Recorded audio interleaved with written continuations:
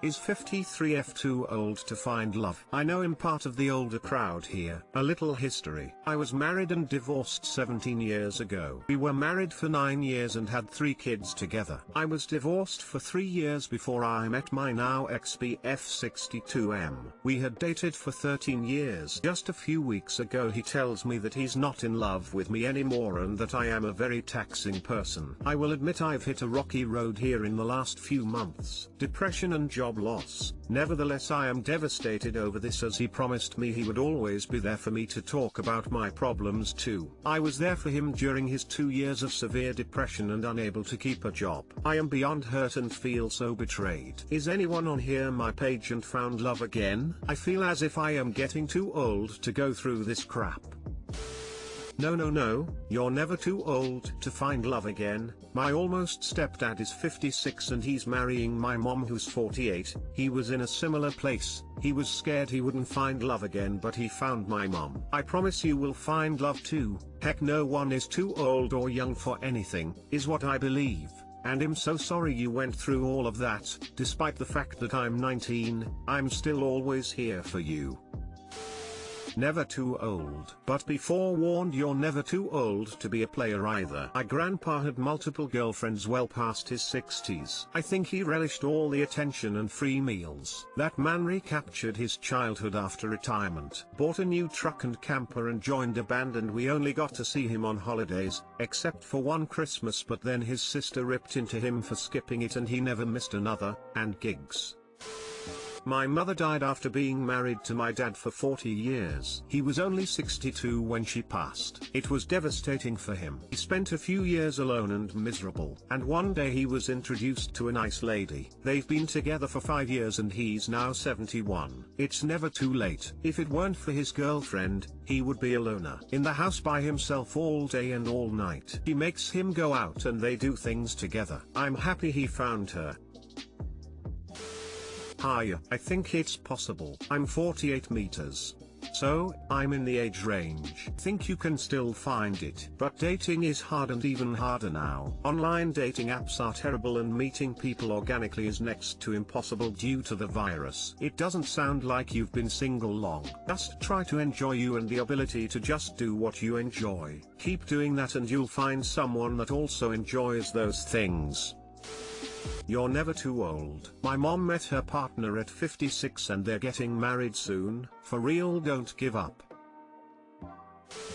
I, 20F, told my parents, 48F and 50M, about being suicidal during an argument, and it's made everything so much more. Basically today my dad had 6 of his friends over, all anti-maskers, and I found that very inconsiderate and cold-hearted, considering his mother is currently in hospital with coronavirus and there's a high chance she might not recover. I brought it up during lunch, asking him not to bring people over, especially since it's putting people at risk and it's also against the law. He launched into a discussion about his conspiracy theories about how the numbers are fake and that the people actually don't die cause of coronavirus and all that. It honestly pissed me off cause grandma is at the hospital and possibly dying of corona, so I argued back.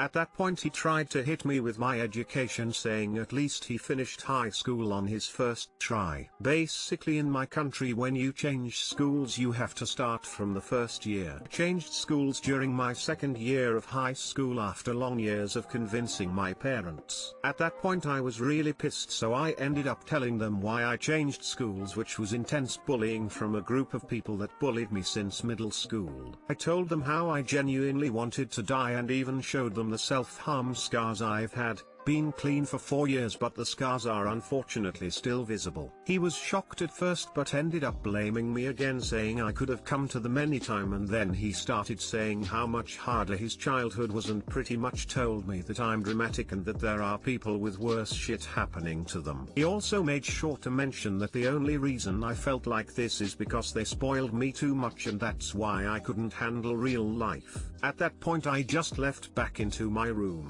I have no idea how I'm gonna face them from now on. Knowing my dad, he'll try to poke at it anytime he can, because he finds it amusing to push my buttons.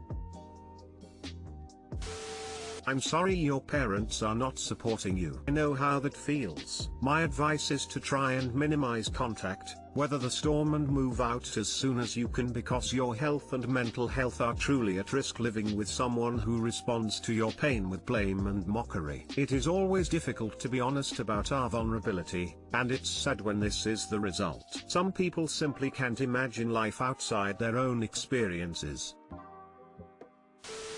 There are people with worse SHT happening to them. While this is true, it isn't an argument to stop trying to make things better. Just because someone is in a worse position, doesn't mean you shouldn't strive for more. I think you already knew this, but just in case. Also, self-harm is a serious problem, and the fact that your father tried to minimize the problem and called you dramatic means that he is not mature enough to help you. How are you going to face him? Indifference. When he brings up you being dramatic or your self-injuries, you either act as you don't hear him or you make a statement like, I guess if you don't care about my well-being, I shouldn't care about yours either. He is driving you away, so he should be prepared if you decide to cut ties. What can you do about your mental health? You can rely on friends and family members that care for you, but you should rely the most on yourself, because you are the one that can make the most impactful changes on your life. You already did some, like changing schools. Emo, well done. You shouldn't be suffering in school. Other changes could be trying to do more exercise. I do push-ups and pull-ups at home, for example, trying more hobbies and focusing on doing things that make you happy and socialize more. You should also go to therapy, especially if you keep having thoughts about self-harm. Do you have an opportunity to move out of your parents' house? Unfortunately not. I used to live at school housing W, my friends, but it's closed since lockdown started. Hey, I'm so sorry. This is not healthy at all, but that's not your fault. Your parents should be consoling you, not blaming or turning a blind eye, and especially not using it for jokes or to push your buttons. I guess from the opening paragraph it already shows your dad has very little empathy, though unfortunately. I'm not sure advice-wise what to tell you, because that's a him thing. It's his lack of empathy that's the issue, not the fact you told your parents something so personal. It's not your fault. You can message me if you need anyone though. I know this pandemic is tough, and we could all do with someone to talk to. And I'm sorry to hear about your grandma frown. Wow, what an inconsiderate asshole. If his first thought was that you were spoiled, then he obviously doesn't understand and isn't trying to understand mental health issues. Also, people having a harder time doesn't make your problems invalid. People will have problems, whether big or small, they will be affected by them. Help me feel better about calling the cops on my mother. Hi everyone. My relationship with my mom has been toxic over the past couple years since her spouse passed away. Obviously grief took her over, understandably so, but since then, she's become a very angry, negative and aggressive person. I got engaged around the same time as the death of her partner, so I didn't bother her much with the wedding planning etc., not wanting to push her to deal with other people happy, looking forward to their lives together etc. Don't get me wrong, I did try to involve her, but everything was pushed aside on her end. This then evolved into her saying nasty/threatening things about myself, my fiance, his family. She even went to my Mill's house 2 days after her mother had died with flowers, gave her condolences and bashed her son/my fiance to her face. All while meeting for the first time. She told me at least 100 times that she was not coming to my wedding, so I finally told her not to come. I got married last October, and apparently I'm the worst daughter, according to her, for doing that and telling her not to come?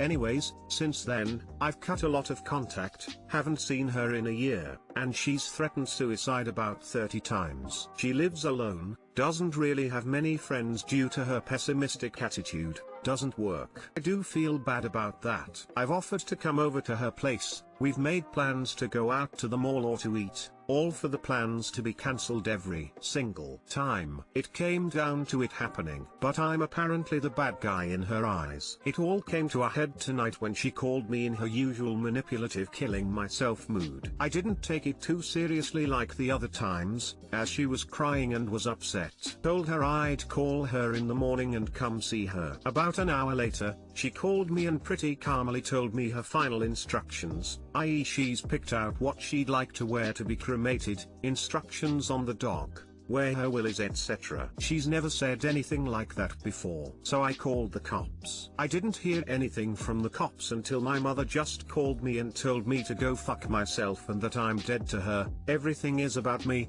not to fucking talk to her, I'm a bitch, etc. Apparently the cops sent 4 cars and an ambulance and took her to the hospital. I now feel bad about doing it. She lives in a small community, so everyone definitely saw the amount of police there. She already doesn't get along with her neighbors, so I'm sure she'll be the talk of the neighborhood. So, I'm not too sure how to feel. I feel bad for embarrassing her like that, but I also didn't want to be the one to not take what she said seriously this time, and she ended up taking her life. Oh, now she keeps calling me now that she got a ride home, saying she's going to make my life a living hell. I'm a cunt, my husband is going to cheat on me, she's taking me out of her will, etc, etc. And also, apparently the cops agree with her that I'm selfish, ? I also recently just found out I'm pregnant, so I will probably take the advice some have given to cut her out completely. You did the right thing, and it's clearly time for you to cut her off fully. That sounds like such a tricky situation. She is clearly suffering, and asking for help. Her actions caused her consequences. I think it would be useful to get some counseling around all of this. It would be sad to see these patterns working their way into your new marriage. Yes, this. I'm going to my family doctor on Monday to see about a referral. It kills my husband to see because his family is such a tight-knit group, and it's definitely taking its toll on me. Your mother called you her last wishes and an indication she would self-harm. She left you 0 choices. The fallout is hers to own. The police never said anything about you. They were too busy getting medical help. She is a master manipulator who needs so much help, but you are powerless here. Except in your contact her. You are smart to limit it. I would be afraid to allow her around a child. She isn't trustworthy. You did good. She needs mental help. Better to call than regret that you didn't. Do you have other siblings? And through help? No help, unfortunately. My brother has written her off. Only me.